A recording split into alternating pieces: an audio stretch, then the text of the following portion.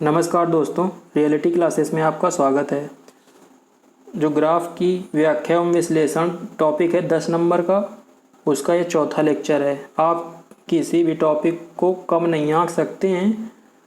जिस भी टॉपिक को आप इग्नोर कर देंगे और आप ये 5 या 10 नंबर वहाँ से खो देंगे तो आप अपने आप उतने में क्वेश्चन सॉल्व कर रहे होंगे। मतलब आप यदि 5 नंबर को कोई टॉपिक इग्नोर कर दिए तो आप ये समझ लीजिए कि आप 95 में ही पेपर सॉल्व कर रहे होंगे। और यहाँ पे कंपटीशन इतना ज़्यादा है कि कम से कम आप 80 नंबर तो सोचिए कि हमको लाना है।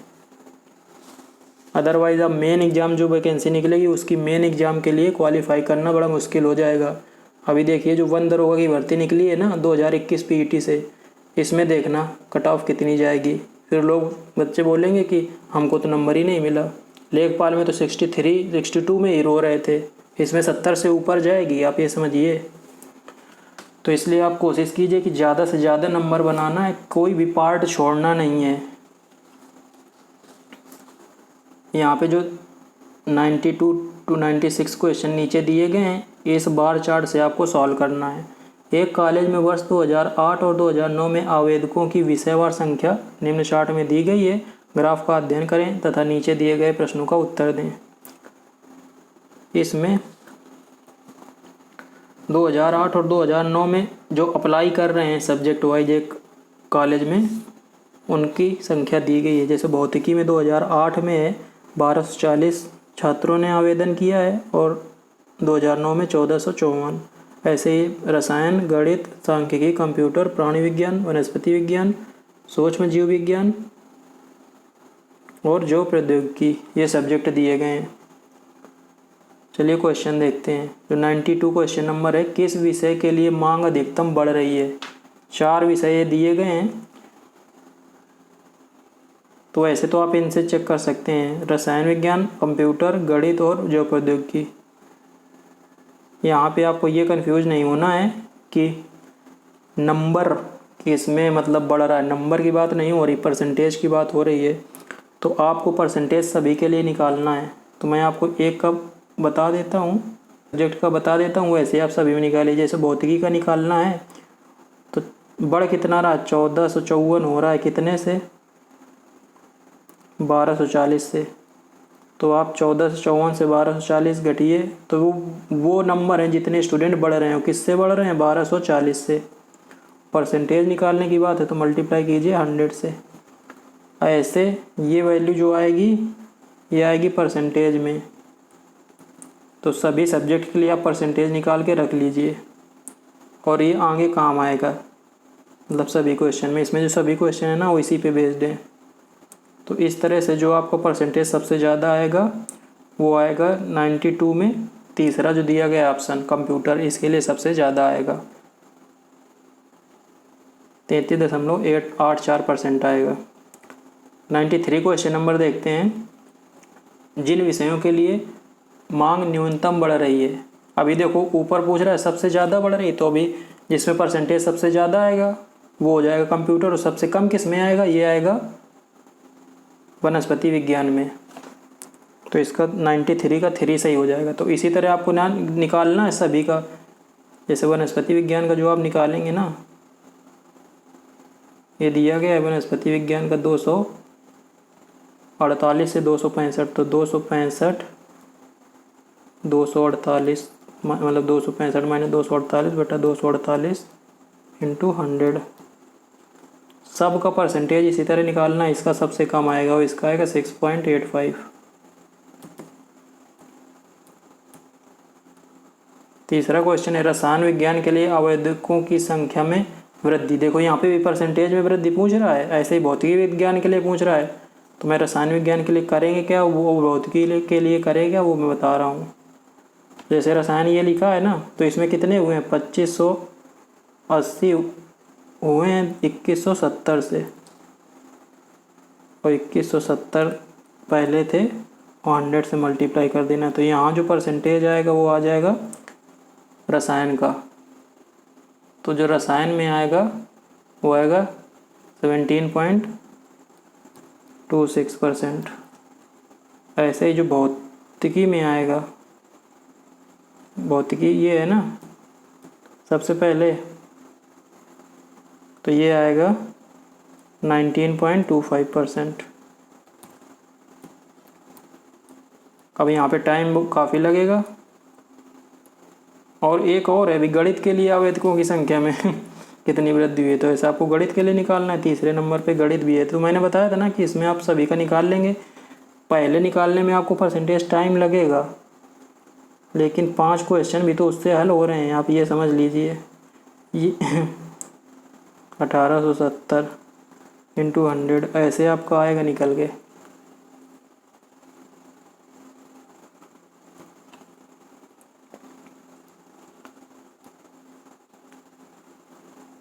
मैं आप आंसर बता देता हूँ। 94 का जो है ना आंसर आएगा सेकेंड 18.89% और 95 का आएगा पहला 17.26% और 96 का आएगा थर्ड 19.25%।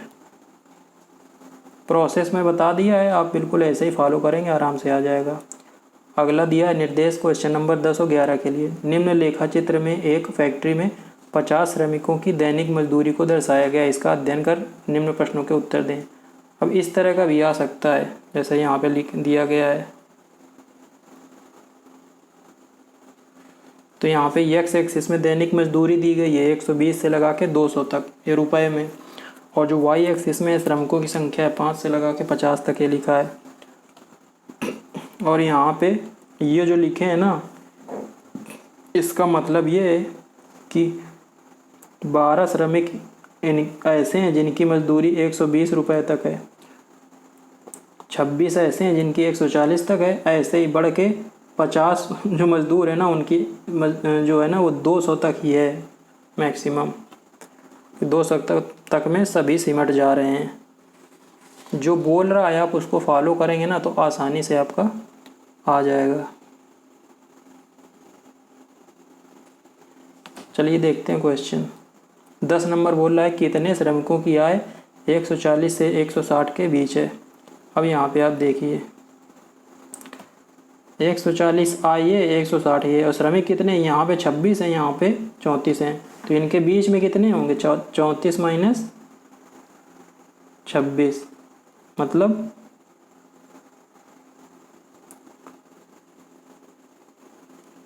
ऐसे नहीं निकलेगा ये। मैं बता रहा हूँ इसमें क्या होगा। इसमें देखो पहले 12 है, उसके बाद है 26, ये कम्युलेटिव फ्रीक्वेंसी दी गई है। तो 12 और यहाँ से माइनस करके निकालेंगे तो यहाँ पे आएंगे 14, और यहाँ पे जो दिया है ना 140 160 160 में 34, तो यहाँ पे जो आ जाएंगे वो आएंगे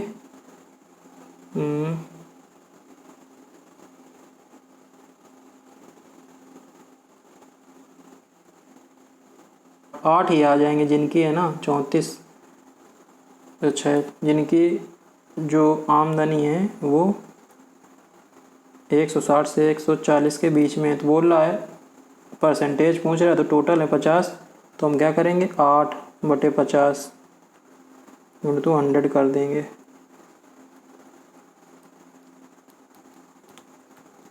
16% यहाँ पे आ रहा है, इसका ऑप्शन सही हो जाएगा बी। चलते हैं अगला। फैक्ट्री में मजदूरी की माध्यिका कितनी है। अब मजदूरी की माध्यिका पूछ रहा है। देखिए अब मजदूरी अलग अलग दी गई है। 12 तक 120, 12 मतलब 120 रुपये तक 12 मजदूर आ जा रहे हैं। तो 12 मजदूरों की 120 रुपये तक है। तो टोटल मजदूर हैं 50। तो जो 25वां मजदूर होगा और जो 26वां मजदूर होगा, ऐसा होता है ना 50/2, 50/2 प्लस 1वां पद, तो मतलब 25वां पद और 26वां प्लस पद, उनको जोड़ के बटा 2 करते हैं हम लोग माध्यिका निकालने के लिए। तो यहाँ पे 26 में देखो ये दिया गया है 140, तो यहाँ 25वां 26वां तो आएगा नहीं, तो 140 ही दोनों ले लेंगे। 140 प्लस 140 बटा 2, तो 280/2 तो हो जाएगा 140। तो यही आ जाएगा। माध्य की बात हो रही है ना, माध्यिका तो हो जाएगी 140। तो 11 का हो जाएगा ए। मतलब फर्स्ट पार्ट थोड़ा सा अलग तरह का है और मैंने अलग तरह का लिया है कि इस तरह का भी आपके एग्जाम में आ सकता है। अगला है निर्देश 132 से 134 के लिए। एक संस्था में 800 छात्र हैं। छात्र संस्था में आने जाने के लिए परिवहन के विभिन्न साधनों का इस्तेमाल करते हैं। निम्नलिखित पाई डायग्राम में अपेक्षित डाटा दर्शाया गया है। डायग्राम का ध्यानपूर्वक अध्ययन कीजिए और प्रश्नों का उत्तर दीजिए। जो संस्था बस है वो 800 में से 218 डिग्री एंगल कवर कर रहा है। वो 800 नंबर है और 200 जो 16 है वो परसेंट डिग्री है एंगल कवर कर रहे हैं जो बस से आ रहे हैं। ऐसे सार्वजनिक बस 54 डिग्री, साइकिल 18 डिग्री और पैदल बाकी। जैसे जैसे ज़रूरत पड़ेगी हम लोग निकालेंगे। बोला सार्वजनिक बस द्वारा यात्रा करने वाले छात्रों की संख्या। सार्वजनिक बस से 54 डिग्री है तो ऐसे हम लोग निकाल देंगे। कैसे? जो टोटल 800 है ना, 360 डिग्री। पहले मैं ऐसा क्वेश्चन करा चुका हूँ इसके पहले की वीडियो में। तो 360 डिग्री हमको डिग्री नहीं निकालना, हमको नंबर निकालना है। तो आप ऐसा कीजिए 540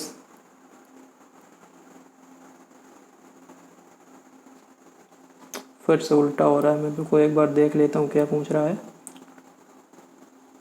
सार्वजनिक बस द्वारा यात्रा करने वाले छात्रों की संख्या कितनी है सार्वजनिक बस द्वारा? तो देखिए 54 डिग्री है तो 540 डिग्री बार बार गलत हो रहा है 360 डिग्री यही सही है। 360 डिग्री 800 स्टूडेंट टोटल जो है ना वो 360 डिग्री में किसी ना किसी मीडियम से तो पहुंचेंगे स्कूल में। तो यहाँ पे हमको 54 डिग्री का निकालना है। तो 800 बटे 360 तो मल्टीप्लाई करेंगे 54 से। 18 दूना 36, 18 तेरह 54।